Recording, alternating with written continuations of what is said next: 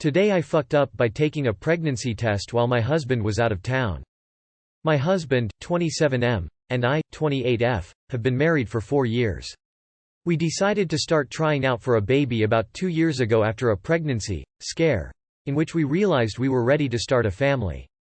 Unfortunately, ever since we've been trying, the result is always negative when I think I may be pregnant because there's a symptom of something, like my cycle being late.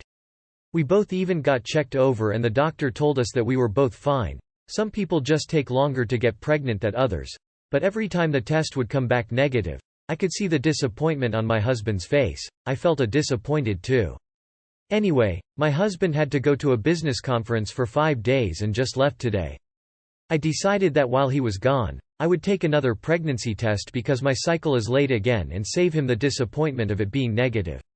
The foo happened when the test actually came back positive. I couldn't believe my eyes, so I went to buy 2 more pregnancy tests, and lo and behold, they both came back positive too. Now I feel really bad that I'm actually pregnant and my husband missed finding out about it at the same time as me. I also don't want to lie to him and pretend to take the test again. Too long did not read. After many negative pregnancy tests, where both my husband and I were disappointed, I decided to take a pregnancy test while my husband was away to save him the disappointment, only to have the test actually come out positive. Edit. Hi everyone. First of all, thank you all for the lovely comments and ideas. I know a lot of people mentioned this wasn't really AF up. I know this is pretty small, and my husband and I won't have any problems because of this. I would be very surprised if he got mad. But I really needed to vent since I couldn't share the news with my parents, his parents, or any friends. Anyway, I know some people wanted to know what I ended up doing. The first thing I did was set up an appointment for later this week to find out how far along I am, make sure everything is okay with the baby, and hopefully listen to the heartbeat and get a sonogram picture. My husband will definitely be with me for that appointment. Next, I thought about calling my husband to tell him, like some people suggested, but then I thought that if our roles were reversed, I would like to know in person and have the weekend to celebrate. My husband later agreed with me on this. He even mentioned that he would have been too distracted to focus on the work conference, especially since Phil was there with him. I thought on Tuesday what to do when inspiration struck me. My parents have a storage unit, and they kept a crib my dad made for me when they found out they were expecting me. My husband has seen pictures of me on the crib and really likes it.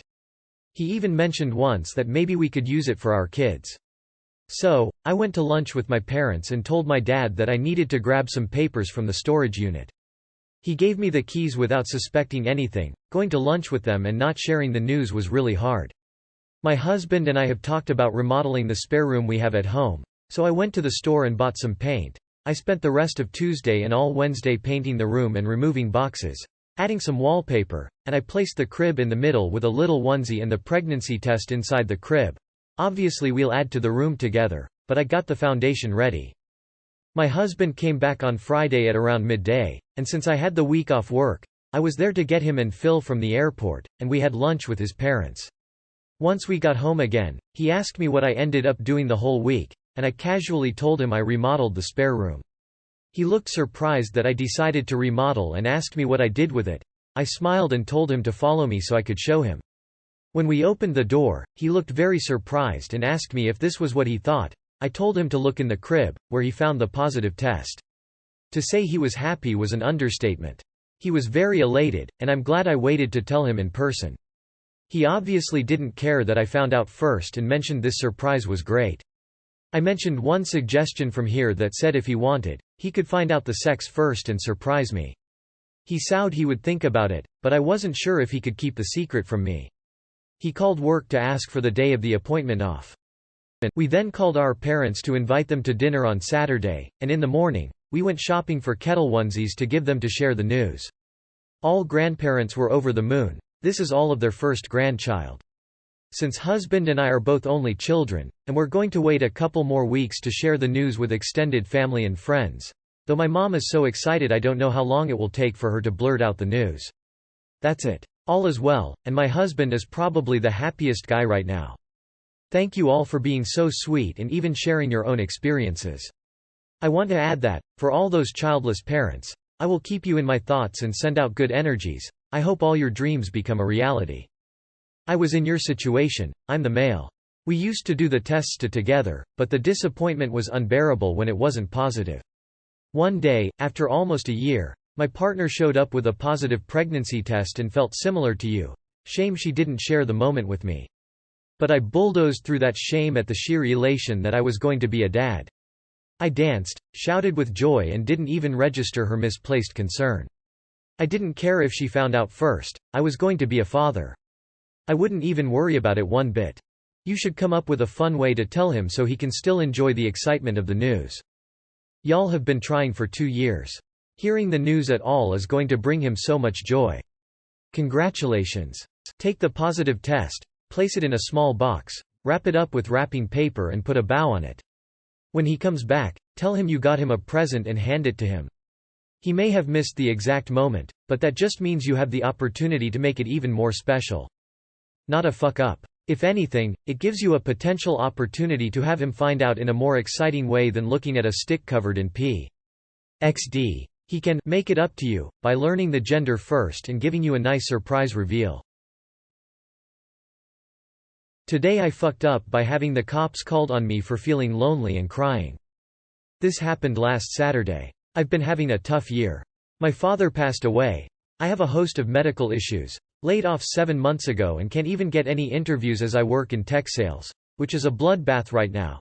My girlfriend recently broke up with me, and I've been feeling very lonely the past few months. I live in the downtown area in my city, and right across where I live is a condo that is notorious for having loud and crazy parties. I've seen some wild things. This Saturday, while feeling particularly lonely, I was trying to keep myself occupied before feeling tired by cleaning my place. I could hear people laughing and yelling. I wished I could be around others, drinking, laughing, and for one night forgetting about everything I was going through. When I was done cleaning, I showered and went out on the balcony to have a drink before going to bed. I noticed that the laughing and yelling was coming from a unit directly across from me. It was a small group. They weren't doing anything crazy. Just sitting around, drinking, and enjoying their time.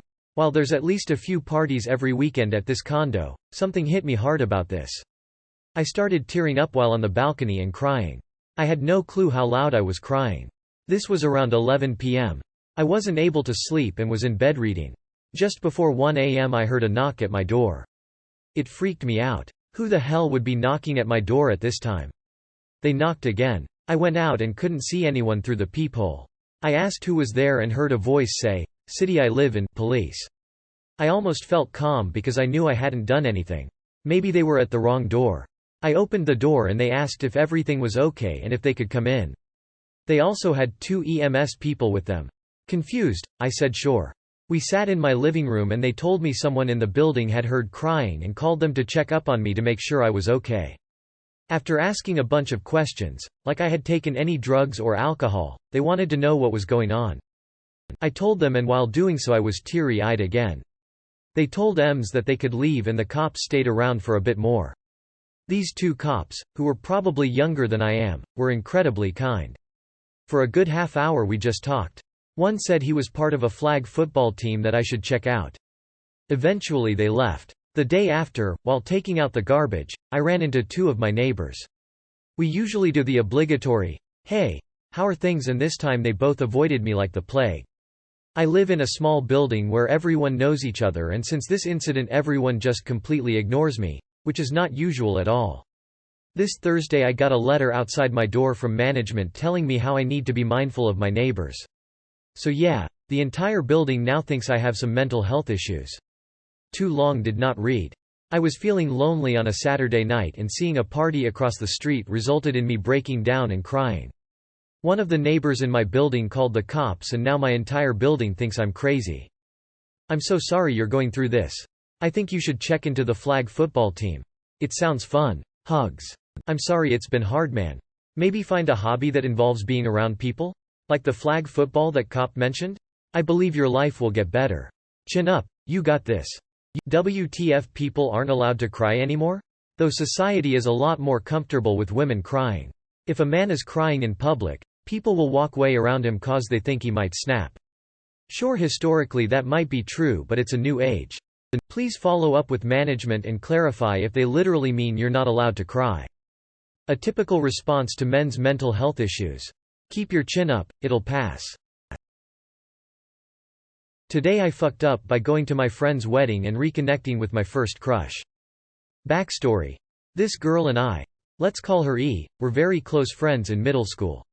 I was E's closest friend and she was mine.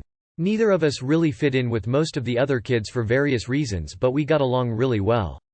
Eventually high school rolled around and we both managed to make some more, reconnect with old friends, and while we weren't quite as close anymore, we were still very close friends.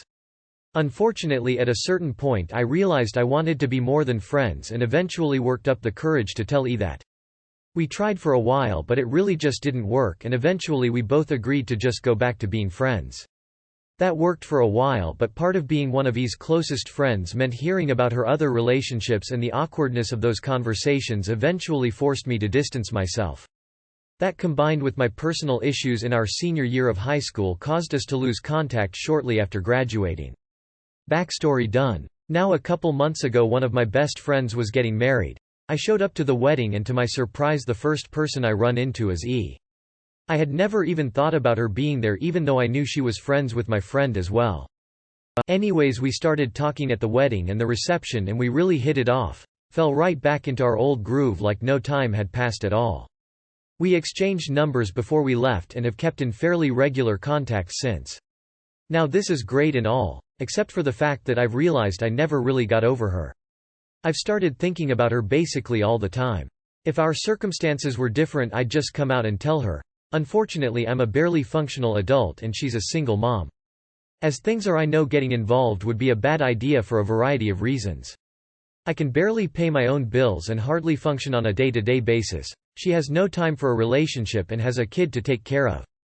And that's just the big reasons. On the other hand, I know the more I talk to her the more attached I'm going to get, so logically know that distancing myself again is probably the smart thing to do. But I just can't make myself do that, not only because of my feelings but because I really do enjoy being in contact again and she seems to as well. Anyways, too long did not read. Went to my friend's wedding and reconnected with my old crush who I've got a very complicated past with, and now old feelings are getting stirred up and causing me lots of issues. Sometimes a woman is what a man needs to get his shit together. It's okay for these people to be wake-up calls in your life. The question of, what if? Forces you to look at your life and answer it honestly, and realizing what opportunities are passing you by can be a good motivator to fix aspects of your life. But you're not over E from high school. High school was a long time ago. That girl doesn't exist anymore. Be grateful for the wake-up call, get your life together, and be ready for the right thing when it comes. What's keeping you from being a functioning adult? If you can identify the problem, then hopefully you can find where to best get help. Good luck. May I ask why it didn't work out? 'Cause I always thought it's easier if the one you are dating is already your friend. Middle school love is no joke. TIFU. Playing with a cute fish in the ocean. This happened 2 days ago.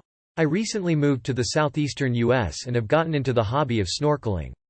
I'll preface this next part by saying I've always had a natural curiosity of nature, as stupid as that is. While snorkeling I saw lots of cool wildlife. All the fish would dart away before I could get close enough to pet them. But there was one adorable fish just sitting on the bottom of the ocean floor that wasn't at all afraid. So I started petting him. Everything was fine. I thought, I'm gonna pick him up and take him to my wife so she can see him. Worst mistake of my life. As I went to pick him up, some sharp thing on his back stabbed into my hand and I felt the sharpest, most intense throbbing pain I've ever felt. I didn't think it was a big deal. I figured the pain would go away. I went to find my wife and our friends. It seemed to be slowly getting better, so I stopped thinking about it so much. Until about 20 minutes later I found them on the beach. I got out of the water and started walking to them, and my wife's friend screamed when she saw me. Completely oblivious, I look down and see my hand and arm are swelled up to twice the normal size. The pain had gotten better because with all the swelling it had somehow made my arm numb with a throbbing dull pain, to which I had interpreted as it was getting better. A quick Google search and we found out it was a stonefish. The most venomous fish in the world. By the time the ambulance got me to the hospital my arm was a disgusting puffed up mess. Doctors gave me some anti-venom and my arm is finally starting to look normal 2 days later. I'm very scared to see this medical bill. Too long did not read. Went swimming in the Atlantic Ocean and played with a stonefish and got stung. My arm swelled up like crazy and I got transported to the ER and had to have anti-venom administered. Now I'll probably be in severe debt till I die, all because I wanted to play a little fishy. Don't touch the fish. Just googled stone fish. You and I have very different definitions of adorable. You are worried about a hospital bill? Dude, you almost got yourself killed. Do not pet the fishy. LPT. If a wild critter doesn't run from you, there's a reason for it. That reason may vary. They could be sick, they could be dangerous, they could have babies nearby. But the reason is definitely not because they want to make friends and let you pet them. TLDR. If you meet something in the wild, one of you better be running away. That is not an adorable fish. Tears of joy.